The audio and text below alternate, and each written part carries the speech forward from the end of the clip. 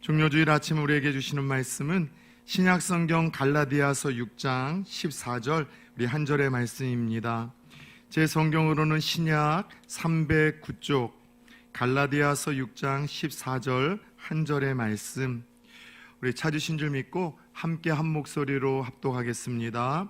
그러나 내게는 우리 주 예수 그리스도의 십자가 외에 결코 자랑할 것이 없으니 그리스도로 말미암아 세상이 나를 대하여 십자가에 못 박히고 내가 또한 세상에 대하여 그러하니라. 아멘. 전호자로 한번 이렇게 인사합시다. 십자가를 깊이 묵상합시다. 이 한 주 어느 때보다도 십자가를 깊이 묵상하는 한 주가 되었으면 좋겠습니다. 어느 단체이든 자신들만의 상징물이 있게 마련이죠. 그런 의미에서 기독교의 상징물이라고 한다면 단연 십자가일 겁니다. 그래서 교회 종탑에도 십자가를 세우고요, 모든 성물에도 십자가를 여러분 그려놓고요, 심지어 예수 믿는 사람들이 끼고 거는 반지나 목걸이에도 십자가 무늬를 새겨놓습니다. 심지어 서양과 같은 경우에는 자신들이 예수를 믿는 나라라는 것을 표현하기 위해서 그 국기에 십자가를 그려놓은 나라들이 제법 많더군요. 얼핏 제가 찾아보니 그리스, 네덜란드, 노르웨이, 뉴질랜드, 스웨덴, 스위스, 아이슬란드, 영국, 핀란드 등 그 외에도 아프리카 지역 곳곳에서도 자신들이 예수를 믿는 나라라는 것을 국기에 십자가를 그림으로써 그렇게 표현하는 경우가 참 많았었습니다. 여러분, 궁금한 것은 도대체 십자가가 무엇이기에 오늘날 교회 다니는 사람들, 예수 믿는 사람들의 이러한 상징물이 되었던 것일까요? 사실 신약 성경에는 십자가라는 단어가 약 한 72번 정도가 등장을 합니다. 그리고 예수 믿는 사람들만큼 십자가를 소중히 여기지 않거나 또 귀히 여기지 않는 사람이 어디 있겠습니까? 십자가가 예수 믿는 사람들의 상징물을 임을 모르는 분들이 어디 있겠습니까마는, 그럼에도 십자가의 참 의미를 알고 있는 성도들은 그리 많지 않다는 것입니다. 여러분, 중요한 것은 그리스도인들은 그런 사람들 아니겠습니까? 우리 기독교의 상징물이고 우리가 영광스럽게 생각하는 그 십자가의 참 의미와 뜻을 알아야죠. 십자가의 의미와 뜻이 무엇인지를 바로 알고 그 십자가에는 어떤 능력이 담겨 있다고 하는데, 그 십자가에 담겨있는 그 능력과 신비를 알고 경험하는 사람들이 그리스도인이라고 할 수 있습니다. 그러면서 저는 이 고난주간이 시작되는 종료주일 아침, 무엇보다도 우리가 가장 영광스럽게 생각하고 소중히 우리가 여기는 그 십자가의 참 의미와 교훈을 함께 나누며 그 십자가에 담겨 있는 하나님의 그 비밀과 능력을 짧은 시간 함께 좀 나누고자 합니다. 먼저 십자가는요, 여러분, 저주의 상징물입니다.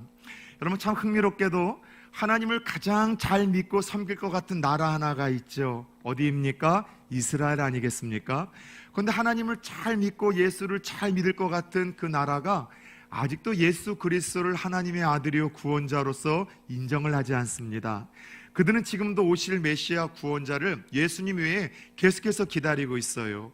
그런데 왜 하나님을 잘 섬겨서 예수를 누구보다도 잘 믿을 것 같은 이 유대인들, 이스라엘 사람들이 왜 예수를 구원자로 메시아로 받아들이지 않는 걸까요?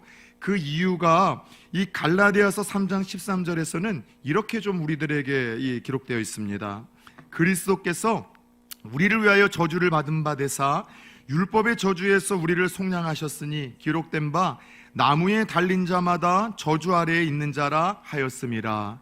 자, 예수가 다른 죽음이 아니라 나무 십자가에 달려 죽었다는 것 때문에 메시아로서 구원자로서 이스라엘 사람들은 인정하지 못하겠다는 겁니다. 왜냐하면 그들의 개념상 나무에 매달려 죽는 사람들은 최고의 저주받은 사람들이에요. 나무에 매달려 죽는다는 것, 그래서 이 십자가는요, 아시다시피 로마의 최고의 사형기구라고, 이 십자가에 매달리신 예수님이 그들의 구원자일 수 없다, 그저 저주를 받은 한 인간일 뿐이라고 그들은 생각을 합니다. 여러분, 십자가는 원래 아시는 바와 같이 사람을 가장 끔찍하고 잔인하게 죽이는 로마의 사형기구였었습니다. 저주의 상징물이었어요. 심지어 로마 시민권을 가지고 있는 사람들은 아무리 큰 죄를 지었다 할지라도 십자가로서 죽이질 않았습니다. 수치스럽고 치욕스럽고 저주스러운 죽음이었기 때문입니다. 그래서 이 십자가에 매달아 놓으면 이 역사를 보니 일주일 동안 죽지 않고 사는 경우도 종종 있다고 합니다. 너무나 고통스러워서 온갖 욕설과 저주를 퍼붓다 보니 그 사람이 죽을 때까지 기다려야만 했던 군사들은 듣기 싫어서 혀를 자르는 일도 있었다고 합니다. 혀를 잘라서 피가 흐르면 죄송합니다마는 날벌레들이 여러분 들러붙어서 코와 입을 막아 질식사를 하기도 합니다. 더 나아가 죄수의 옷을 다 벗김으로 수치심까지 느끼게 하고 모든 사람들에게 저주를 받아야만 하는 그 끔찍한 형벌이 바로 십자가 형벌입니다. 심지어 지금까지도 기록되어 있는 로마의 여러분 법전을 보면은요, 이 십자가 형벌, 죽음 다음에 이 조금 낮은 단계의 사형법이 뭐냐면 죄수들을 묶어놓고서 죄송합니다, 아주 날카로운 칼로 죄수들의 살을 1000번을 베는 겁니다. 그런데 1000번을 베기 전에 죄수가 죽으면은 그 사형을 언도하던 그 병사가 처벌을 받습니다. 여러분, 우리가 작은 종이 한 장에 손이 여러분들 긁혀도 그 고통이 끔찍한데 묶여서 1000번을 벤다는 건 얼마나 잔인하고 고통스러운 사형법이겠습니까? 그런데 그 사형법이 십자가보다 여러분들 조금 덜한 사형이라고 한다면 십자가라는 이 사형이 얼마나 끔찍하고 고통스럽고 저주스러운 사형법인지 와닿지 않습니까? 여러분, 그래요. 십자가는 오늘 우리가 자랑스럽게 여기고 손에 끼고 귀에 걸고 목에 거는 그런 영광스러운 상징물이 아니라 수치와 고통과 죽음과 여러분 저주를 의미하는 그런 상징물이었었습니다. 그런데 궁금하지 않습니까? 이런 수치와 저주와 고통과 죽음을 상징하는 이 십자가가 어떻게 오늘날 교회와 성도들이 가장 자랑스럽게 생각하고 영화롭게 여기는 우리의 상징물이 되었던 것일까요? 그것은 십자가에 담겨있는 두 번째 의미 때문입니다. 십자가는 저주인 동시에 하나님의 사랑과 공의의 충돌 장소였었습니다. 하나님의 사랑과 공의의 교차로가 십자가였었다는 것이죠. 아주 크고 유명한 교회에 모든 이에게 존경을 받는 목사님이 한 분 계셨습니다. 그런데 그는 훌륭한 아버지 밑에 망나니 같은 아들 하나가 있었습니다. 어려서부터 나쁜 친구들과 어울리며 매일 술에 취해서 사고나 치다 보니 이 존경받는 목사님의 마음이 너무나 안타깝고 속상했죠. 아무리 좋은 말로 아들을 설득하고 타일르고 때로는 여러분 혼을 내도 그때뿐이고 도저히 듣질 않는 겁니다. 어느 날 아버지가 아들에게 폭탄 선언을 합니다. 아들아, 사람은 말로 할 때 듣는 것이 사람인데 이 애비가 아무리 말해도 듣지 않는 걸 보면 너는 이미 사람이 아닌 걸로 알겠다. 그래서 이제부터는 너를 내가 매로 다스리겠다. 한 번만 더 잘못된 삶을 살면은 그때는 몽둥이로 죽도록 맞을 줄 알아라. 아버지의 경고에 아들은 겁이 났는지 그렇게 살겠다라고 약속은 했지만 아시다시피 그 결심이 그리 오래가지 못했습니다. 며칠 되지 않아 또 다른 나쁜 친구들과 어울려 결국 사고를 치다가 아버지에게 들키고 말았죠. 그날 아버지는 경찰서에서 아들을 데리고 온 후에 여러분 정말로 아들을 두들겨 패버리려고 방 안으로 불렀습니다. 그리고 몽둥이를 들고 방 안에 들어섰어요. 그런데 자신도 잘못했다는 것을 알고 풀이 주고 그렇게 엎드려 있는 아들을 보면서 이 아버지 목사님이 순간 여러분들 도저히 아들을 때릴 수가 없더라는 겁니다. 아버지 말로 들어보면 어느 한 군데도 건드릴 수가 없더라는 거예요. 머리를 때리자니 머리통이 깨져버릴 것 같고, 등을 때리자니 척추가 부러져 버릴 것 같고, 다리를 때리자니 그때서야 보이는 연약한 다리 아들이 또 부러질 것 같아서 이러지도 저러지도 못하고 부들불글 몽둥이를 들고 있었던 거예요. 그렇다고 해서 몽둥이를 또 거두자니 아버지가 그렇게 했었던 그 이야기가 여러분들 또 이게 권위가 무너지는 것 아니겠습니까? 이게 아버지 마음 아니겠습니까? 그래서 한동안 이러지도 못하고 저러지도 못하고 서 있는데 손이 부들부들 떠들더랍니다. 그런데 이때 아버지 목사님이 갑자기 이해하지 못할 행동을 하기 시작합니다. 들고 있던 몽둥이로 자신의 두 다리를 내려치기 시작하는 거예요.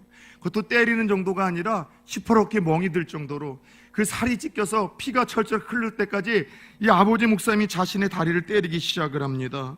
그런데 여러분들 갑자기 한번 생각해 봅시다. 언제 맞을지 몰라서 긴장하던 이 아들이 정신을 차리고 보니까 상황이 이상하게 흘러가는 거예요. 언제 어떻게 아버지가 자기를 때릴지 몰라서 긴장하고 있었는데 아버지가 자기의 두 다리를 피가 철철 흐르도록 때리고 있으니 아들이 너무 놀란 겁니다. 아버지 왜 이러세요? 아버지 왜 그러세요? 아버지 내가 정말 잘못했어요. 다시는 안 그럴게요. 그리고 이날 정말 두 아버지와 아들은 끌어안고 하나님 앞에서 회개를 하며 그 하나님의 사랑을 깊게 경험을 하며 변화되었다는 이야기를 한 목사님을 통해서 들었어요. 그런데 저는 이 아버지 목사님의 이야기를 들으며 여러분, 이 사순절 고난주간 때마다 하나님이 우리 인간들을 위해서 친히 인간의 몸을 입고 이 땅에 오실 수밖에 없으셨고, 하나밖에 없는 그 아들 십자가에 못 박혀 죽으실 수밖에 없을 만큼 그렇게 하나님께서 내버리실 수밖에 없던 그 마음이 느껴지는 거예요. 죄의 결과는 죽음입니다. 죄의 결과는 사망입니다. 죄의 결과는 저주이고 영원한 형벌 지옥입니다. 그런데 하나님께서 그렇게 죄의 결과는 사망이요 저주이고 불행이고 죽음이라고 얘기를 했지만, 그런 인생들이 저주와 불행의 삶을 살고 그렇게 여러분 지옥을 향해서 걸어가는 걸 보면서 너무나 마음이 아프셨던 거예요.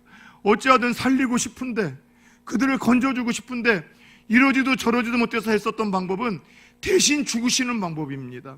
대신 죄값을 자신이 뒤집어 쓰는 거예요. 그래서 그분이 인간의 몸을 입고 이 땅에 오셔서 십자가에서 대신 그 저주스러운 수치와 고통을 당하시며 피를 흘리시고 죽으셨던 것이죠. 왜요? 대신 인간, 우리를 위해서 죽으심으로 말미암아 우리에게 사랑을 보이시고 우리에게 영원한 생명을 주기 위함이죠. 그래서 십자가의 이 사건을 가리켜 로마서 5장 8절에서는 이렇게 표현을 하십니다.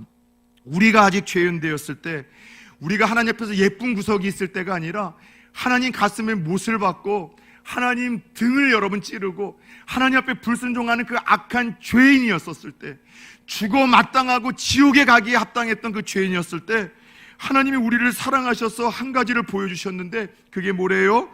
우리를 위해서 대신 죽어주셔서 그런 죄인인 우리를 얼마나 살리기를 원하셨고 우리를 얼마나 소중히 여기시고 얼마나 사랑하시는지를 바로 그 십자가에서 보이셨다는 거예요.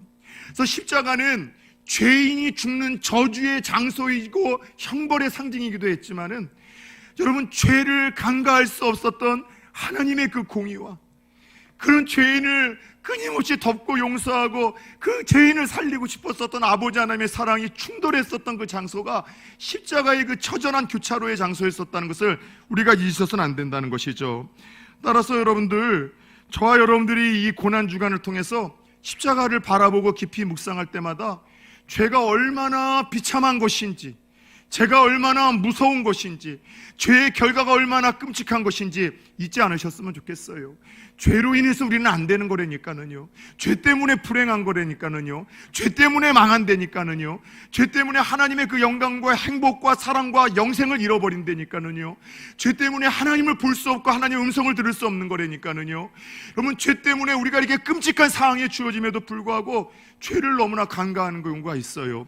여러분, 죄가 얼마나 비참하고 끔찍한 것인지 하나밖에 없는 그 아들이 죄인을 대표해서 십자가에서 죽으실 때 하나님은 어찌하여 나를 버리시나라는 아들의 피 맺힌 절규에도 귀를 막고 등을 돌리실 수밖에 없을 만큼 죄의 결과는 끔찍하고 고통스러운 겁니다. 그러나 십자가를 바라볼 때마다 내가 쉽게 죄짓고 넘어지는 그 죄가 얼마나 끔찍하고 무섭고 두렵고 비참한 결과를 주어지는 것인가를 생각할 뿐만이 아니라 그런 나를 하나님이 얼마나 사랑하셨는가에 대한 하나님의 사랑이 보였으면 좋겠습니다.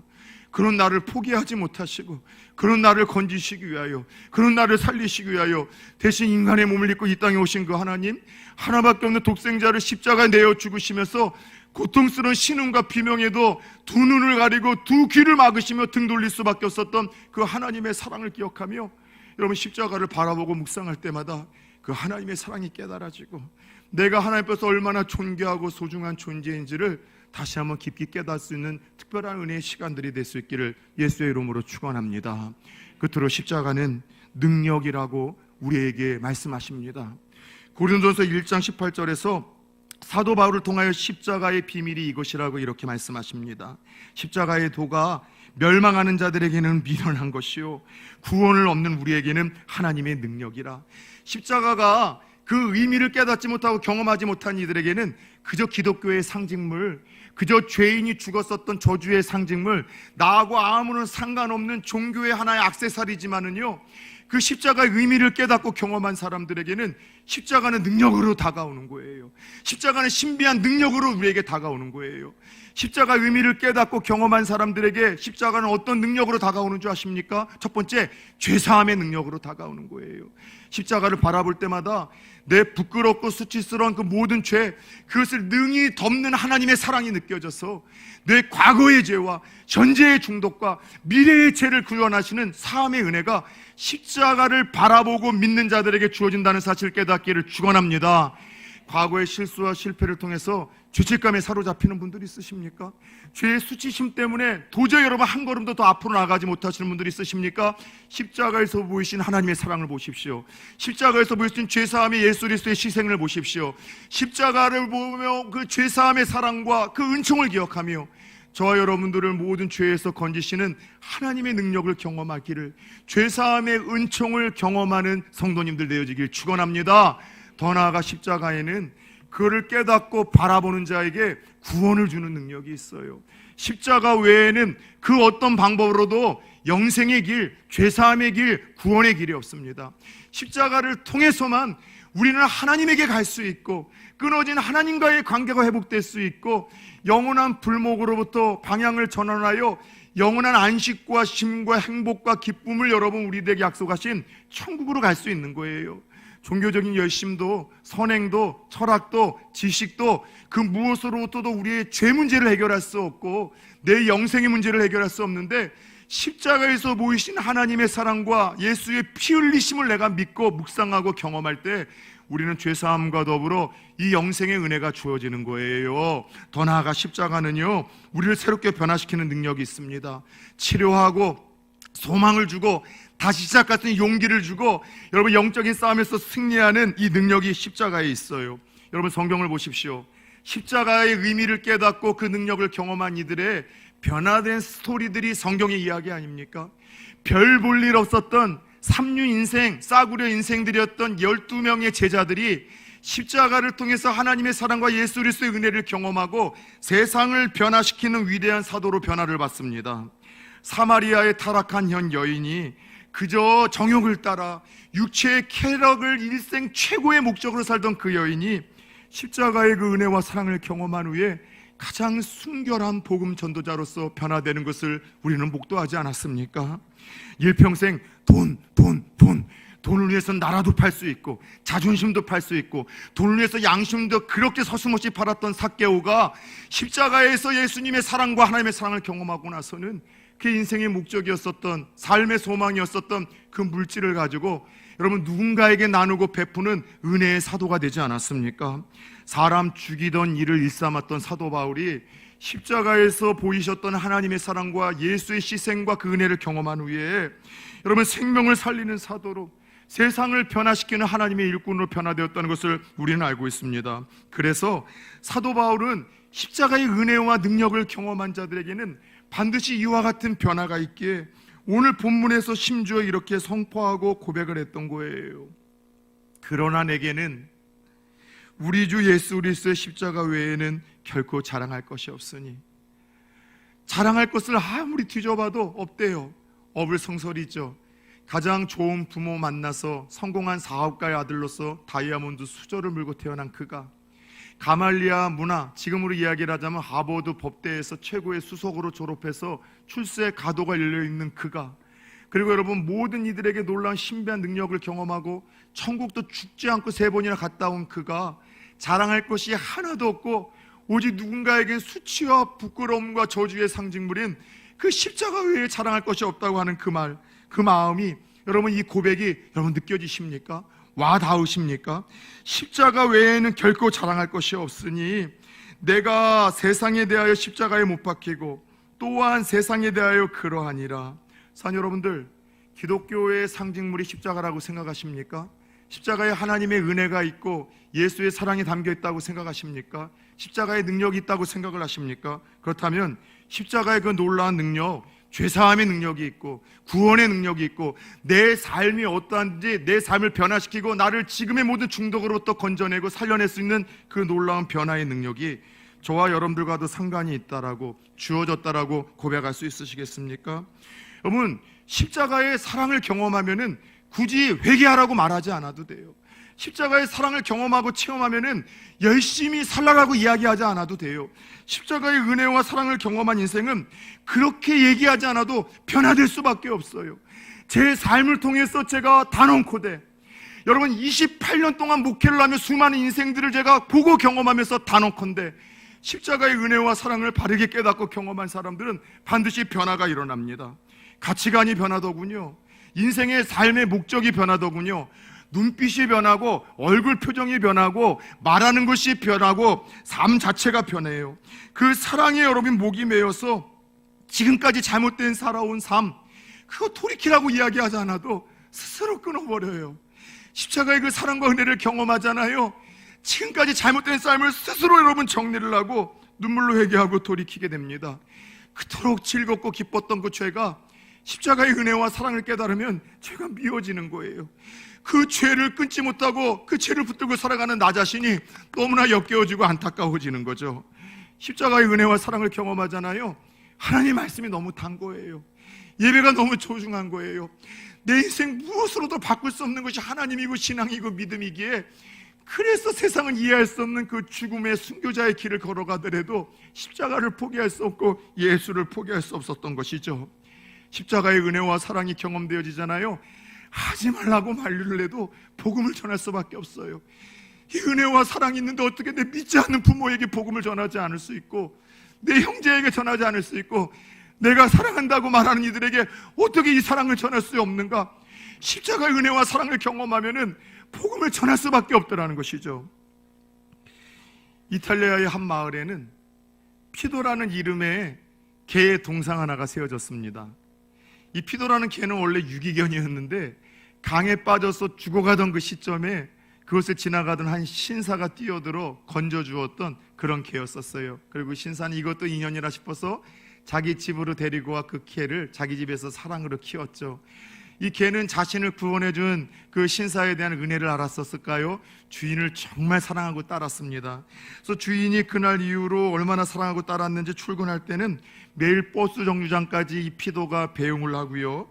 주인이 저녁 때 퇴근할 때쯤 되면은 먼저 버스 정류장에 가서 퇴근하는 주인을 기다린 거예요. 짐승에 불과했지만 자기를 건져준 그 주인, 자기에게 보인 그 주인의 사랑을 알았던 겁니다. 그러던 어느 날 2차 세계대전 때였는데요, 주인이 타고 퇴근하던 그 버스에 독일 군인들이 떨어뜨렸던 포탄이 떨어져서 그냥 버스 안에 타고 있었던 사람들과 주인이 죽고 말았던 겁니다. 걔는 이 상황을 몰랐겠죠. 어김없이 주인이 돌아올 그 시간, 퇴근 시간에 맞춰서 버스 정류장에서 기다렸지만 시간이 흘러도 주인이 오지 않는 겁니다. 그런데 놀랍게도 그 후로도 매일매일 저녁 때마다 이 피도는 주인을 배웅하기 위해서 주인 나타날까 싶어서 버스 정류장마다 저녁마다 나타나는 거예요. 무려 이 개가, 말 못하는 개가 그렇게 13년을 이 마을에서 주인을 기다린 겁니다. 그 개를 불쌍히 여기기도 하고 기특히 여겼던 마을 사람들이 먹을 걸 주며 보살폈지만, 그러나 피도는 죽고 말았고 결국 주인의 은혜를 안 이 피도를 기념코자 마을 사람들이 그렇게 그 피도라는 동상을 그렇게 마을 한복판에 세웠던 거예요. 자기를 살려준 주인의 그 은혜도 잊지 못하는 짐승 하나가 있는데, 죄로 인해서 영원히 저주를 받고 불못에 떨어져야 될 나를 위해서 십자가에 죽으신 그 예수님, 그렇게 아들을 하나밖에 내어놓을 수밖에 없을 만큼 우리를 사랑하셨던 그 하나님의 사랑이 보인 그 십자가를 바라보면서도 아무런 감흥과 아무런 은혜와 아무런 깨달음이 없는 그리스도인들이 얼마나 많은지요. 십자가를 보면서 십자가 안에 생각은 하지만 그 의미와 뜻도 모르고 그 능력이 내 것과는 전혀 무관한 삶을 살아가는 그런 그리스도인들이 오늘날 교회 안에 너무나 많다는 것은 목사만의 잘못된 선입견이라고 할 수 있을까요? 미국의 큰 부흥을 일으키셨던 설교의 황태자라고 일컬었던 찰스 스펄전 목사님이 계십니다. 어느 밤늦게 서재에서 흐느껴 오시다가 막 통곡을 하시는 소리가 들려서 주무시던 사모님이 깜짝 놀라 뛰어나왔어요. 목사님, 무슨 일이 있으세요? 왜 이렇게 서럽게 늦은 밤에 우세요? 스펄전 목사님이 그러셨대요. 여보, 십자가를 자꾸 생각하고 바라보는데도 눈물이 나질 않아. 십자가를 바라보고 묵상하는데도 하나님의 사랑이 느껴지지 않아. 예수님의 마음이 느껴지지 않아. 십자가를 바라보고 깊은 밤 묵상하는 가운데에도 하나님의 사랑이 느껴지지 않고 예수의 마음이 느껴지지 않아서 그 식어진 마음 때문에 안타까워 흐느껴 하시다가 통통 울었었던 얘기를 듣고 참 많은 감동을 받았습니다. 목사가 울어야 될 때인 것 같아요. 사랑 여러분, 너무나 바쁘고 분주하게 살아가는 오늘날 하나님의 자녀들을 위해서 어쩌면 이 고난주간이라는 한 주의 특별한 선물을 통해서 십자가를 바라보라고 하나님이 말씀하시는지 모르겠습니다. 그저 그런 또 한 주를 보내시다가 부활절이네 계란 하나 받아가시며 그렇게 넘어가시는 크리스찬들도 있겠지만 총교회 성도님들은 그러지 않으셨으면 좋겠어요. 이 한 주만이라도 마치 선물로 우리들에게 주신 이 고난주간에 십자가를 좀 많이 바라봅시다. 십자가를 묵상해 봅시다. 그래서 하나님이 나를 얼마나 사랑하시는지, 나를 얼마나 소중히 여기시는지, 내가 얼마나 가치 있는 인생인지, 그리고 십자가를 바라봄으로 말미암아 그 사랑이 내게 덧입혀져서 다시 시작할 수 있는 따뜻한 용기와 힘도 얻고, 굳이 목사가 원면하지 않아도 잘못된 삶을 깨닫고 끊어버리고 하나님과 동행하며 주님의 손 붙들고 잘못된 삶 다 버리고 다시 십자가의 길을 걸어가는 성도님들이 우주순처럼 일어날 수 있는 그런 특별한 고난주간이 되어질 수 있기를 주 예수 그리스도의 이름으로 축원합니다.